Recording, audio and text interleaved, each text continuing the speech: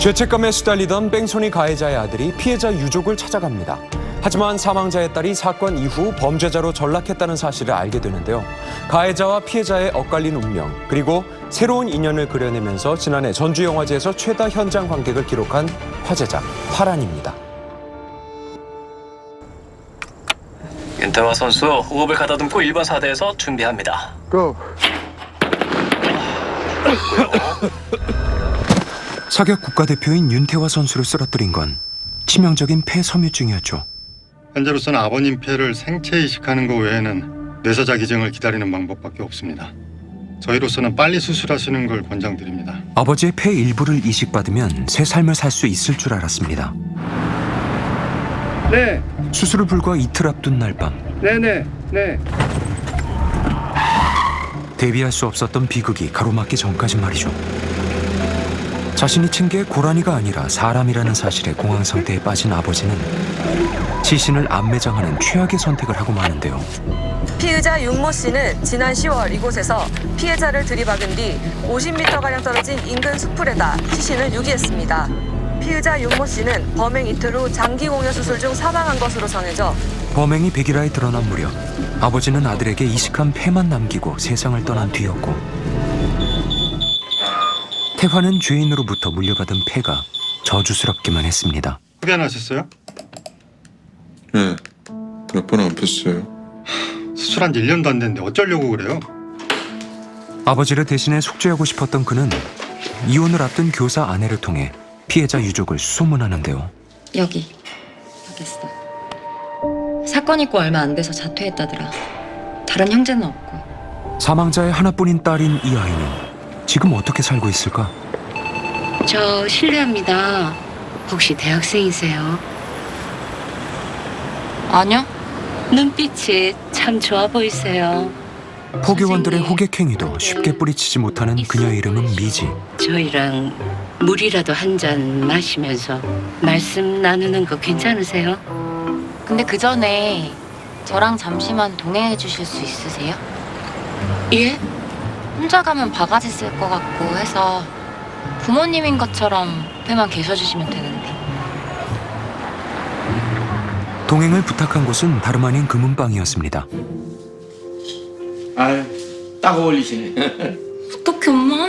나 진짜 결혼하나 봐. 너무 잘 어울리세요, 우리 딸. 초면이라고는 믿기지가 않는 메소드 연기 호흡. 그런데 현금 좀 뽑아올 테니까 그동안 엄마 아빠 반지 좀 보고 있어. 400만 원이 넘는 목걸이를 시착하고 있던 그녀는 텅 빈 가방만 남긴 채 다시 돌아오지 않았습니다.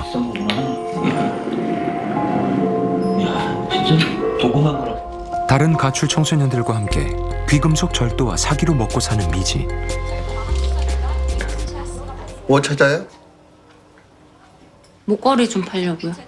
잠시만요. 공교롭게도 태화가 미지를 처음으로 만난 곳도 그녀의 범행 현장이었죠. 결혼 예물을 팔러 온 금은방에서 맞닥뜨린 낯익은 얼굴. 그런데 물! 예상 밖의 만남에 멍해진 태화가 작은 소동을 벌인 사이 미지는 감정 중이던 태화의 목걸이를 가짜와 바꿔치기해서 도망칩니다.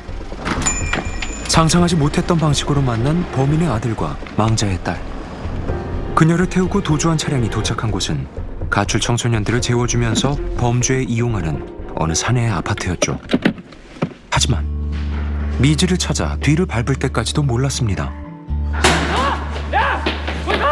하필이면 오늘이 경찰의 검거 작전이 대대적으로 시작된 날일 줄 말이죠. 그런데 학생, 여기 지금 경찰 들어와. 손대지 마. 야, 노라고. 권미지, 어째서인지 자신의 이름을 알고 있는 낯선 사내의 도움으로 미지는 체포 위기에서 벗어납니다. 이 학생! 야, 뭐해? 내려 빨리. 예, 알겠습니다. 너 뭐야?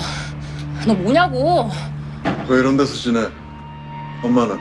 나도 알고 싶다. 그 어디 있는지. 그쪽이 좀 찾아와봐. 그럼 왜 여기서 지내는지 설명될 거니까.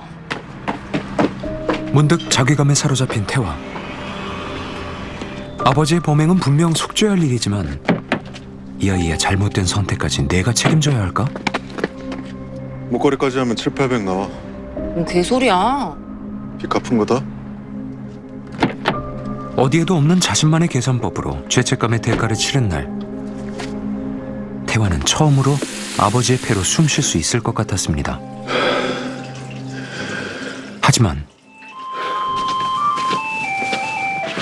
과거와의 결별은 쉽지 않고 빚. 함부로 갚은 빚은 해명이 필요했죠. 작년 10월 향남 언더킬 유기 사건. 우리 아버지가 한 거야. 뭐? 너네 아버지 죽인 범인이 우리 아빠라고. 됐니? 이 영화에서 태화가 이식받은 패는 내 몫이 아닌 죄의식을 상징합니다. 니네 아빠가 죽였다면서 네가 왜 그 난린데? 인간 패를 내가 받았으니까. 그 인간이 패 한쪽 대주고 속편하게 죽었다. 하지만 패가 있어야 사람이 살아갈 수 있는 것처럼 죄의식 역시 인간에게서 떼어낼 수 없다는 비유를 담아내죠.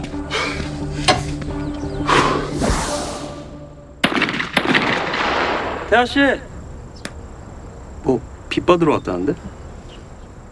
훈련 중이라는데 안 가고 계속 버팅기네. 아빠를 죽인 원수의 아들이라면 다시는 보기 싫을 줄 알았습니다. 그런데 그딴 거 하나 던져주면 다 해결될 줄 알았냐? 대신 네가 도와줄 수 있는 게 있어. 일단 총 한 번 쏴보고 싶은데. 다른 방법으로 빚을 갚으라는 채권자. 나 엄마 찾으러 갈 거야. 뺑소니 사건 직후에 자신을 버리고 도망친 엄마를 찾게 도와달라는 거였죠. 그렇게 시작된 가해자와 피해자 가족의 어색한 동행.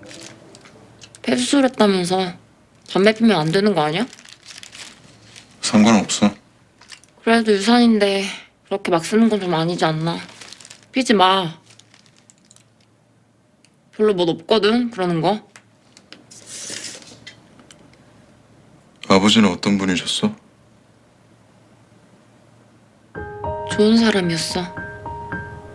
아주. 넌 어떤 사람인데? 믿을 만한 사람이야? 아니? 근데 난 원래 아무도 안 믿어. 그니까 너도 나 믿지 마. 부모를 잃지 않았다면 삶에 대한 태도도 지금과는 달랐을까? 믿지 말라니까 씨.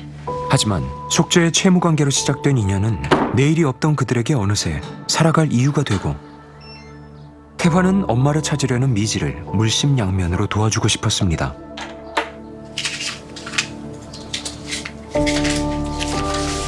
이젠 털어버리고 싶은 그녀의 과거가 발목을 잡기 전까진 말이죠.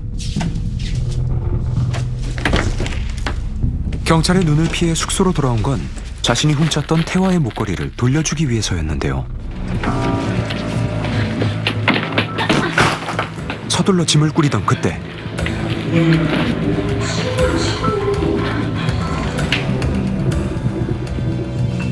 얼마 전에 체포됐던 미지의 룸메이트가 경찰과 함께 이곳에 나타납니다.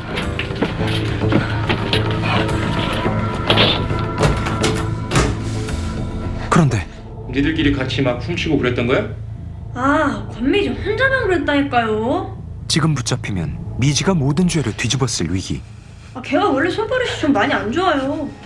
막다른 길에 몰린 그녀가 의지할 존재는 아빠의 원수밖에 없고. 여보세요? 지금 들어왔는데 아직 못 만났습니다. 예, 알겠습니다. 발각이 이제 초일기에 들어간 상황에서 빠져나갈 길은 결국 하나밖에 없었죠. 가까이 오지 마. 나 힘 조절 못해? 자신의 죄는 알지만 엄마를 찾기 전까진 붙잡힐 수 없었습니다. 일로 던져. 가방 던지라고! 생존을 위해서 최악의 선택을 해야만 했던 피해자의 딸과 죽음보다도 못한 하루하루를 살아내야 했던 가해자의 아들. 원치 않게 인생의 관역을 벗어난 그들의 앞엔 그날의 숨겨진 진실이 기다리고 있습니다.